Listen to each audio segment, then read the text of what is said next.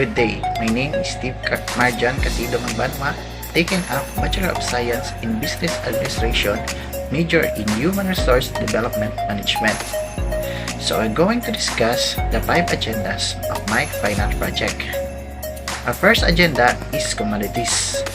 Second is electronics. Third is semiconductors. Fourth is electronic data processing. And lastly, the office equipment. But before I'm going to discuss the 5 agendas, let's have the introduction first.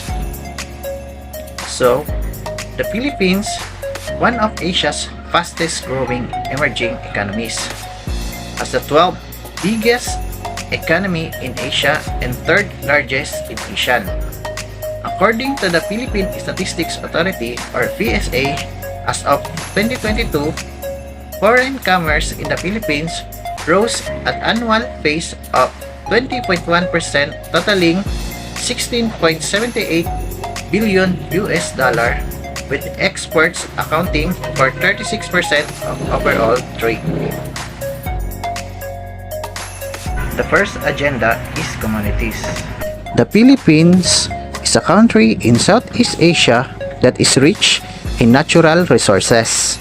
Several of these resources are quite rare in some areas of the world, which gives the Filipinos an opportunity to earn a living by converting it into products that we export today.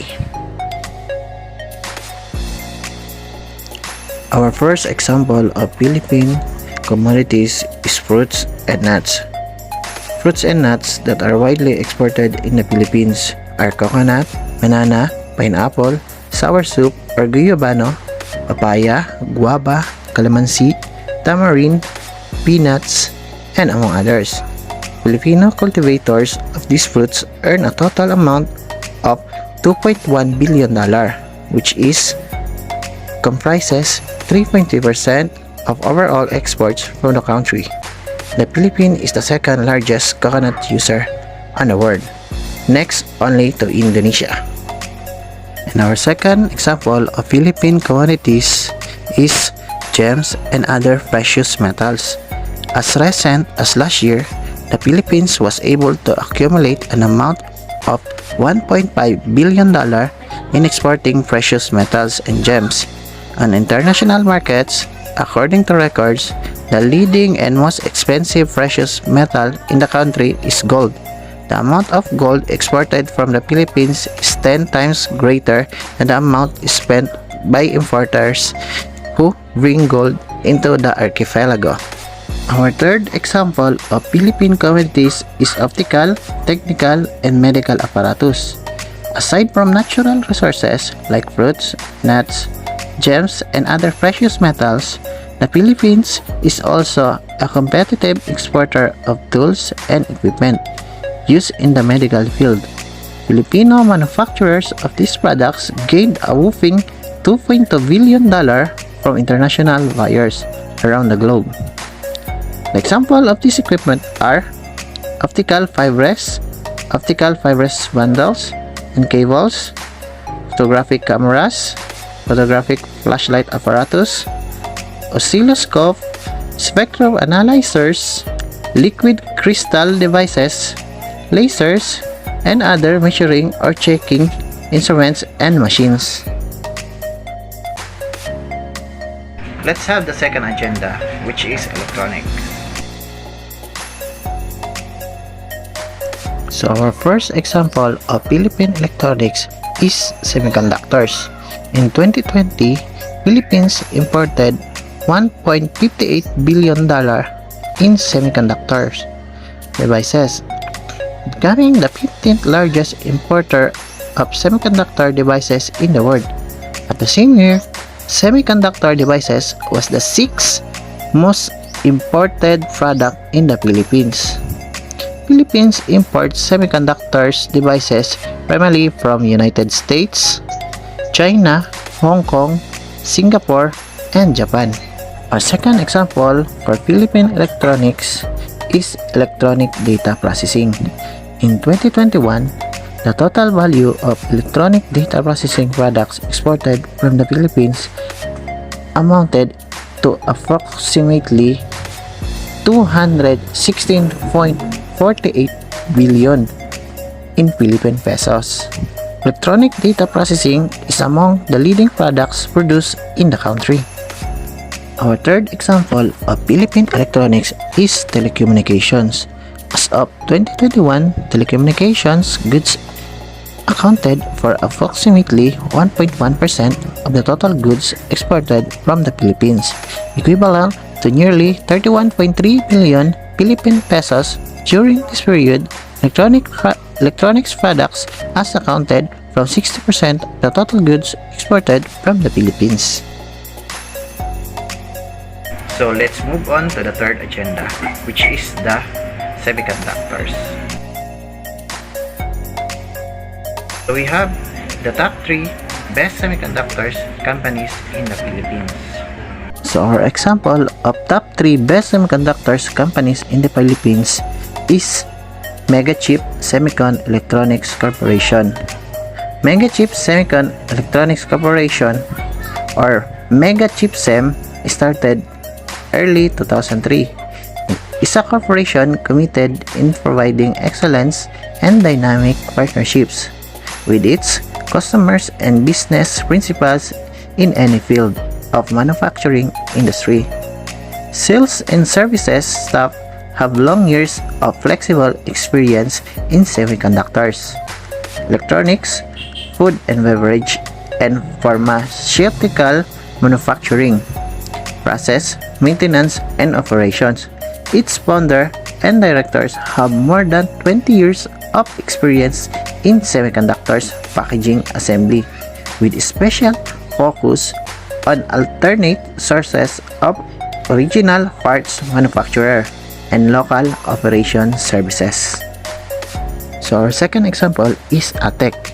Here at ATEC, we believe in providing our partners the first-rate customized service and offer a consistently world-class dynamic range of engineering and manufacturing expertise. We are heavily invested in our strategic partners, enabling them to offer highest-rated solution in the market to enhance their products and services. As your strategic partner, ATEC is committed to giving you a seamless experience for your manufacturing and testing requirements. From its humble beginnings as a provider of semiconductor assembly and test services, ATEC has evolved as a strategic contract manufacturing company for many of the world's leading companies. We have developed unique expertise in multi-chip manufacturing techniques and have diversified our capabilities for automotive application, packages, and optoelectronics. Our third example is Synix Semiconductor.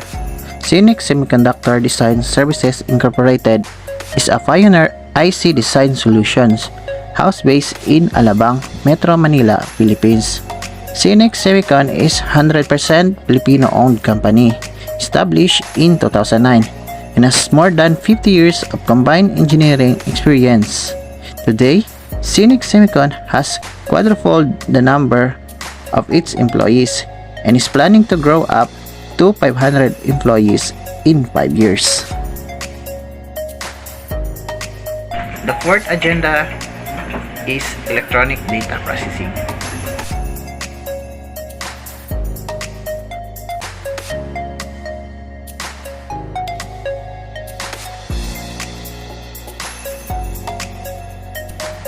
So our first example of electronic data processing is hardware.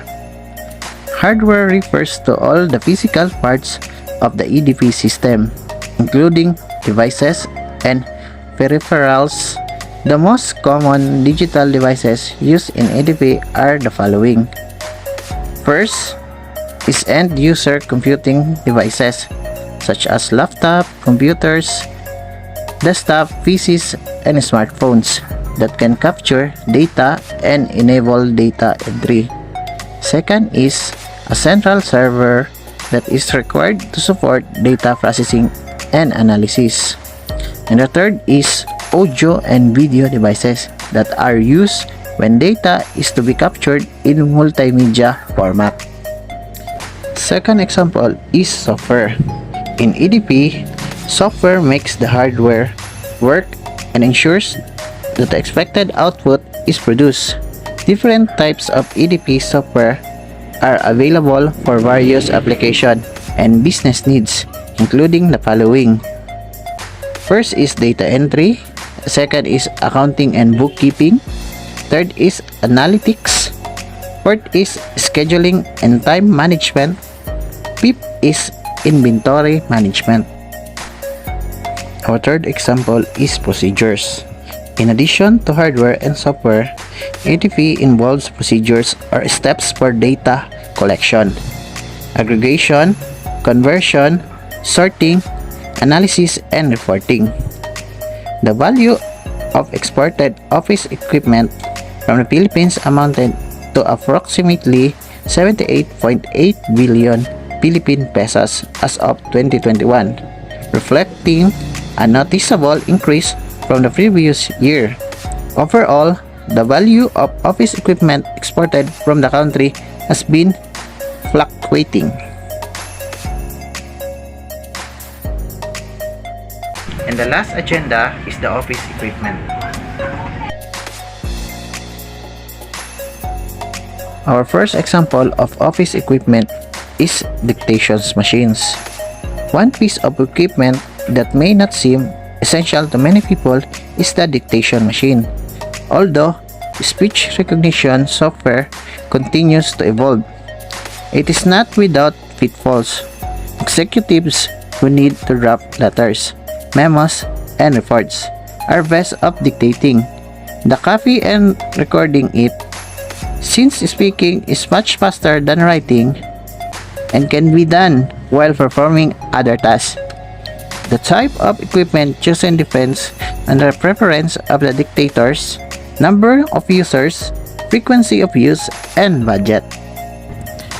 Our second example is printers.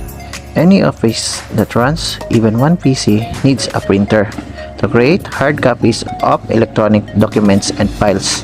Despite the promises of paperless offices in the future, the era has not yet arrived. All sorts of business documentation needs to be printed, whether the business is a product or services-oriented industry. Our third example is furniture. Buying the right office furniture is important for various reasons. Firstly, it will make your office look pleasant and professional.